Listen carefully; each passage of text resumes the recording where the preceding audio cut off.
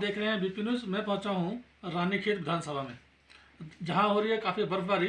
बर्फबारी के माहौल में यहां का इलाका तो काफ़ी ठंडा हो गया, लेकिन चुनावी सरगर्मी के कारण यहां पर बरकरार है गर्मी चुनाव की। अभी मेरे साथ हैं रानीखेत विधानसभा से विधायक करण महाराज जी, और वर्तमान में अभी उनको कांग्रेस ने दोबारा से अपना प्रत्याशी बनाया है। उनसे हम बात करते हैं कि इस चुनाव में उनकी क्या क्या तैयारियां हैं, और बात करेंगे कि पिछले 5 वर्षों में उनके द्वारा इस विधानसभा के लिए क्या काम किए गए। सर नमस्कार। सर ये जानना चाह रहे हैं आपसे कि इस बार भी आपको कांग्रेस ने अपना प्रत्याशी बनाया है, तो कितना भरोसा आप पे किया है और क्यों? देखिए, मुझे मेरा चौथा चुनाव है और मैं चौथा चुनाव भारतीय राष्ट्रीय कांग्रेस से लड़ रहा हूँ।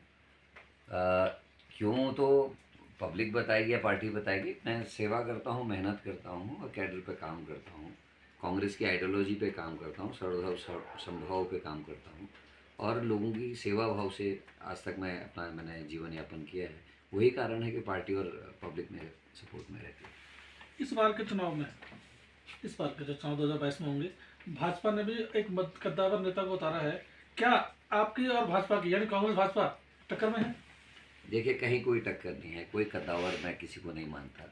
माननीय अजय भट्ट जी के साथ मैं 3 चुनाव लड़ा हूँ, जो पार्टी के अध्यक्ष भी रहे, नेता प्रतिपक्ष भी रहे और बड़े भाई थे मेरे। जो ये वर्तमान में हैं, ये कद्दावर आप किस हिसाब से करें मुझे समझ में नहीं आता। पार्टी के संगठन प्रमुख के खिलाफ चुनाव लड़ा हुआ व्यक्ति, 2 बार पार्टी से निष्कासित व्यक्ति भारतीय जनता पार्टी लेके आई है, क्योंकि उनके समझ में नहीं आया किसको चुनाव लड़ाए। मेरा ये मानना है कि पार्टी ने मुझे वॉक ओवर दिया है। जी, आपने पिछले 5 सालों में इस विधानसभा के लिए बहुत काम किया है, सुनने में आया है। उन विकास कार्यों को एक बार गिना के दिखाएं। देखिए, बहुत बड़े काम तो मैं नहीं कह सकता क्योंकि मुझे सरकार से सपोर्ट नहीं था, लेकिन मैं विधायक निधि से सफल रहा। पूरे प्रदेश में रूपांतरण कार्यक्रम का जनक आप मुझे कह सकते हो। गीतिका जोशी जी को उसमें राष्ट्रीय पुरस्कार मिला और मैंने पहला विधायक है जिसने अपने क्षेत्र के सारे प्राइमरी स्कूलों को फर्नीचर युक्त किया। मेरे यहाँ कोई भी बच्चा अब दरी में नहीं बैठता, ये मेरा पहला काम था। डिग्री कॉलेजेस में कहें तो भिक्या सेन के डिग्री कॉलेज में फर्नीचर हो, भतरौज का डिग्री कॉलेज खुलवाना हो, उसमें कंप्यूटर्स हों, उसके लिए भूमि आवंटित करानी हो, उसके बिल्डिंग के लिए पैसा आवंटित कराना हो, ये मेरे द्वारा हुआ। रानीखेत महाविद्यालय जो हमारे जयदत्त वेला जी के नाम पे है, स्वतंत्रता संग्राम सेनानी, वहाँ भी लगभग 24-25 लाख के काम मेरे द्वारा हुए हैं। वहाँ MSc zoology, MSc botany, MCom और MA आर्ट्स की क्लासेस मैंने संचालित करी। ये मेरे शिक्षा क्षेत्र के काम है। उसके अलावा स्वास्थ्य में आप देखें तो रानीखेत में खाईटेक एम्बुलेंस जो 42 लाख के आसपास की है, इक्विपमेंट के साथ, एक एक्सरे मशीन और ब्लड जांचने की मशीन, ये विधायक निधि से मैंने कराए हैं। वहीं भिक्या सैन में जो दूरस्थ क्षेत्र है, वहाँ के लोगों को बहुत दिक्कत थी, अल्ट्रासाउंड के लिए उनको रानीखेत आना पड़ता था। वहाँ ऑक्सीजन की कमी से कोरोना में लोगों की मृत्यु हो रही थी, क्योंकि अल्मोड़ा तक लाने में 4 घंटे लगते थे। तो 50 लाख रुपए की लागत से विधायक निधि से मैंने वहाँ ऑक्सीजन प्लांट अधिष्ठित किया है। उसके अलावा वहाँ आज अल्ट्रासाउंड हो रहे, 10 से 12 अल्ट्रासाउंड डेली वहाँ होते हैं। और आज उस अस्पताल में मुझे खुशी है आपको बताते हुए कि भिक्या सैन के अस्पताल में आज ऑपरेशंस भी हो रहे हैं। वहीं ताड़ीखेत को 108 दिलवाई और भतरौज खान के अस्पताल को भी 108 की सुविधा आज उपलब्ध मैंने कराई है। ये मेरे स्वास्थ्य के क्षेत्र के काम है। और भी बहुत से ऑक्सीजन, 20 ऑक्सीजन कंसनट्रेटर ऑक्सीजन के लिए सभी ग्राम सभाओं को जो सामग्री बांटी गई जिले से, जो प्रधानों के द्वारा बांटी गई, उसके लिए 1 करोड़ रुपये की धनराशि DRDA को, मतलब अपने जो हमारे CDO ऑफिस है, उसको हमने 1 करोड़ रुपया दिया, जिससे ऑक्सीजन कंसनट्रेटर्स, ये खून में आपकी कितनी ऑक्सीजन है उसको जांचने की मशीन, टेम्परेचर जांचने की मशीन, मास्क, ये जो स्प्रे गांव-गांव में हुआ है, उसके लिए भी पैसा मैंने विधायक निधि से ही आवंटित किया है। जो गांव में लोगों को आज ये लगता है कि प्रधान जी ने किया, इसने किया, लेकिन वो पैसा विधायक निधि का पैसा था जो हमने CDO के माध्यम से हर ग्राम सभा को पहुँचाई। स्वास्थ्य के काम है।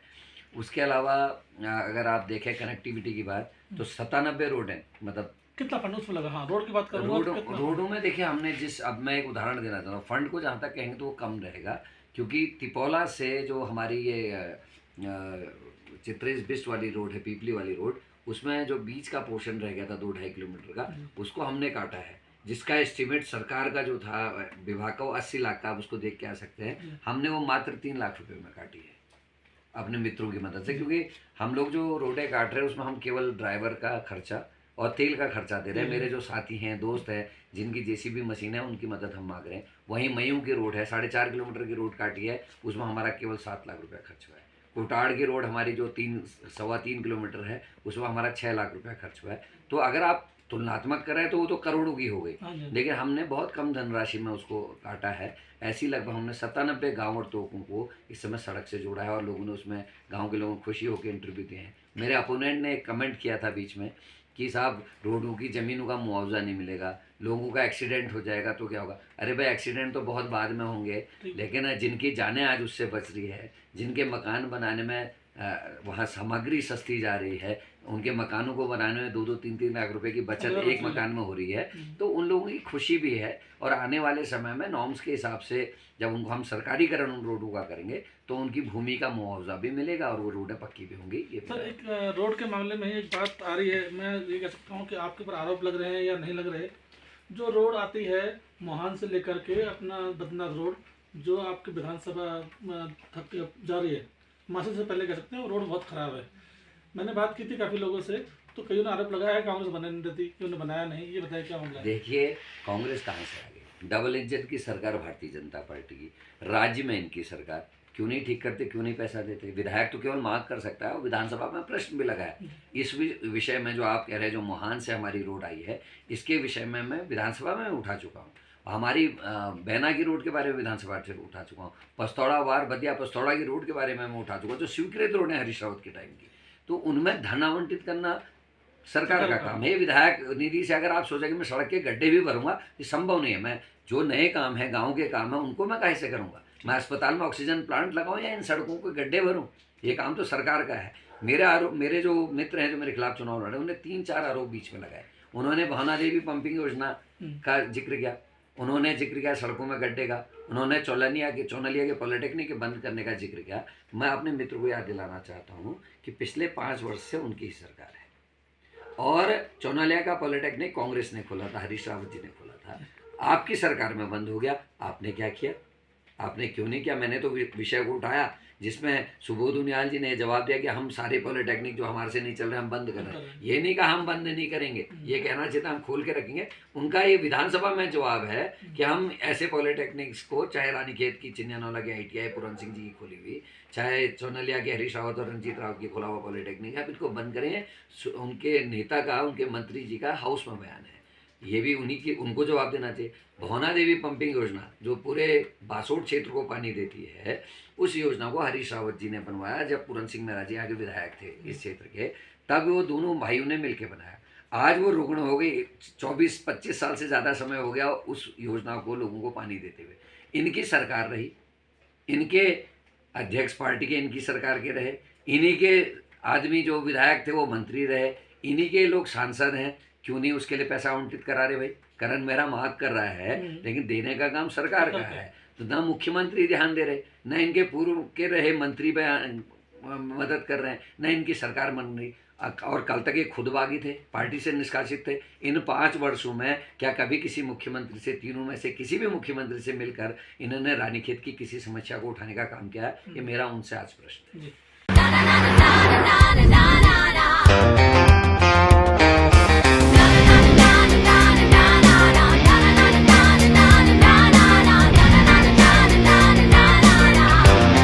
Nissan Magnite. चलिए इसमें बात करते हैं। ये चुनाव, इस चुनाव में कोरोना काल तो है ही, और सरकार की पाबंदियां भी रही, जनसभाएं हो नहीं पाई, अभी तक न रैलियां निकल पाई हैं। कांग्रेस कहाँ पर देखती है अपने आप को चुनाव में? देखिए, हम सेटिस्फाइड हैं, संतुष्ट हैं, क्योंकि मैं लगातार 5 वर्षों से जनता के बीच में हूँ। अब ये बरगलाएगी कि साहब 1 साल पहले आया था, क्योंकि इतनी बड़ी विधानसभा है, लगभग 450-500 गाँव से ज़्यादा है। हर गाँव और हर तोक में 1 साल के भीतर नहीं जाया सकता। अगर हम विधानसभा में भी जाएंगे, हम कचहरी में भी जाएंगे, हम लोगों की मदद करने के लिए अस्पताल भी जाएंगे। बीच बीच में आपने देखा होगा 2 आंदोलन तो मैंने डॉक्टर्स के लिए इस अस्पताल में किए हैं। तो समय कम होता, उसके बावजूद भी मेरी कोशिश रहती है मैं लगातार क्षेत्र में रहूं। और जो मैं कह रहा हूँ 97 गाँव और तोकों को मैंने सड़क से जोड़ा है, वो बिना जाए नहीं जोड़ा, वहाँ गया हूँगा, उनकी समस्या सुनी होगी तभी जोड़ा। ये सबूत है इस बात का कि मैं अपने पूरे क्षेत्र में लगातार घूम रहा हूँ। और जो नए कैंडिडेट हैं इनको टाइम लगेगा। मैं अपनी लगभग पूरी विधानसभा को लगभग कर चुका हूँ, और अब वो पैसे के दम पे और दम पे, आपने देखा होगा प्रकाश जोशी जी को किस तरीके से गालियाँ दी गई, उसका ऑडियो भी रिलीज़ हुआ है। और भी यहाँ के कई पत्रकारों को मैंने सुना है धमकियाँ उनके द्वारा दी गई हैं। तो कानून अपना काम इस देश में करता है, और जो आदमी बौखलाहट में होता है वही गाली गलौज या मारपीट करने की कोशिश करता है। मैं संतुष्ट हूँ, प्रसन्न हूँ। भोले बाबा की कृपा है, इतनी बर्फ़ में अभी मैं बाज़ार में जब मिल रहा था, लोगों के घरों में जा रहा था, हाथों हाथ लोग ले रहे हैं, स्वागत कर रहे हैं, चाय पिला रहे हैं, कोई मुंह मीठा कर रहा है। पर तो बहुत मैं धन्यवाद। अपने अपने तरीके से बहुत संतुष्ट हूँ। भिकिया सैन में अगर आप देखें, लोग डरा रहे थे कि ऐसा है वैसा है। मैं जब वहाँ गया, महिलाओं ने अपने बेटे की तरह मुझे प्यार किया। उन्होंने कहा आपने तारबाड़ की है, जिन खेतों को जानवर नुकसान करते थे आज वहाँ हरियाली छाई हुई है, सरसों लगी हुई थी, पूरी सरसों से भरे हुए वो खेत दिख रहे थे, बहुत सुंदर। मुझे खुशी हुई कि वो पैसा लोगों के उपयोग में आया, और जन कल्याणकारी। मैंने कभी किसी पर्सनल किसी के घर की दीवार नहीं दी हो सकता है, जी। मैंने किसी को व्यक्तिगत लाभ ना पहुंचाया हो सकता है, पर मैंने जन सरोकार से जुड़ी हुई चीज़ों को किया, अस्पताल में काम किए। नहीं तो 50 लाख का ऑक्सीजन प्लांट लगाने से मैं ये कहता, मुझे लोग कह रहे थे क्यों लगवा रहे हो, 50 गाँव को 1 लाख रुपया दे दो तो तुम्हारा वोट बढ़ेगा। लेकिन मेरे लिए वोट से ज़्यादा कीमती लोगों की जान थी, मैंने किया। और मैं खुश हूँ कि पढ़े लिखे लोग मुझे अप्रिशिएट करें कि तुमने अच्छा काम किया करण भाई, तारबाड़ कर रहे हो, लोगों की खेती हो रही है, और तुमने ऑक्सीजन प्लांट लगा के अस्पताल को अच्छा करने का काम किया। तो मैं आता हूँ, बहनाओं का बहुत सपोर्ट मिल रहा है। भिकिया सैन ब्लॉक से हम इस बार अभूतपूर्व बढ़त लेके आएंगे। सर ये बताइए, इस बार 2022 में क्या कांग्रेस सरकार बन रही है? निश्चित ही लोगों ने बहुत भरोसा किया था इनकी 2-3 बातों का। एक तो महंगाई कम करेंगे इन्होंने कहा था, 2 करोड़ रोजगार देंगे कहा था, 15 लाख रुपए खाते में डालेंगे कहा था, और न जाने कितनी बातें, स्वप्न दिखाए गए थे। तो वो लोगों ने सोचा कि ये बहुत अच्छा करने वाले, ने 57 विधायक आउट ऑफ 17 को दिए।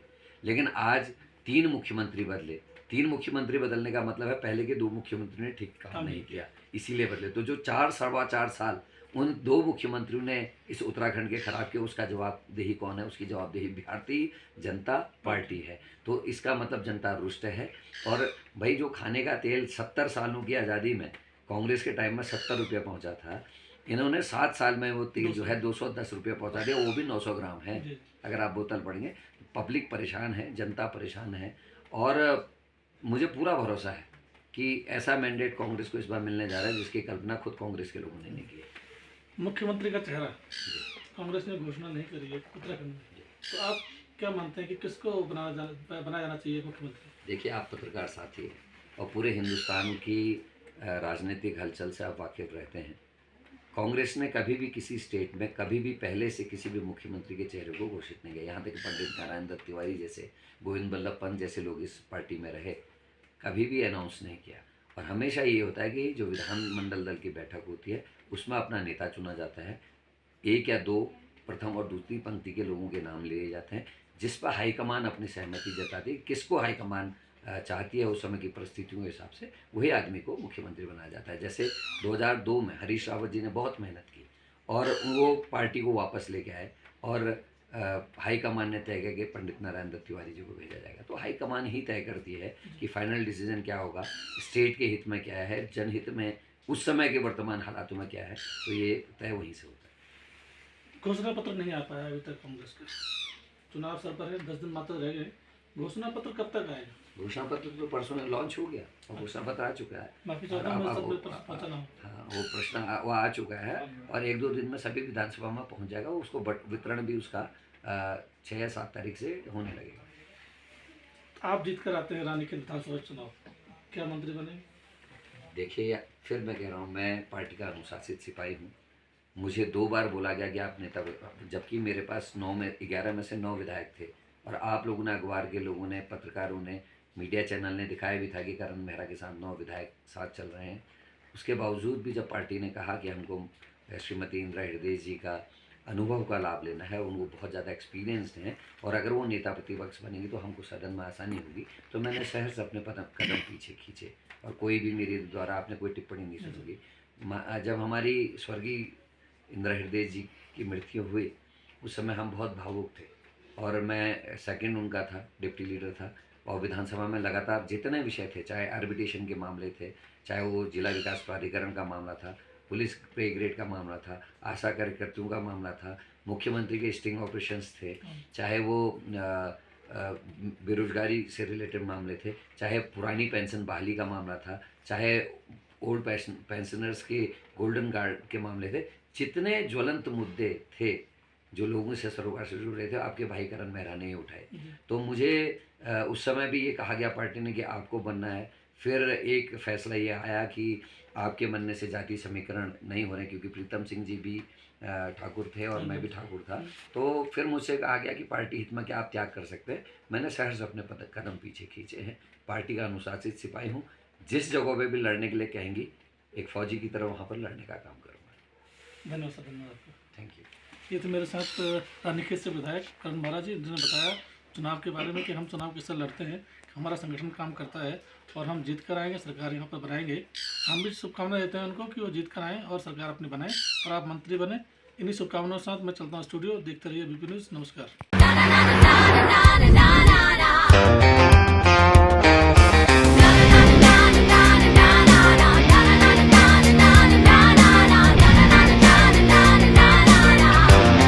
Nissan Magnite.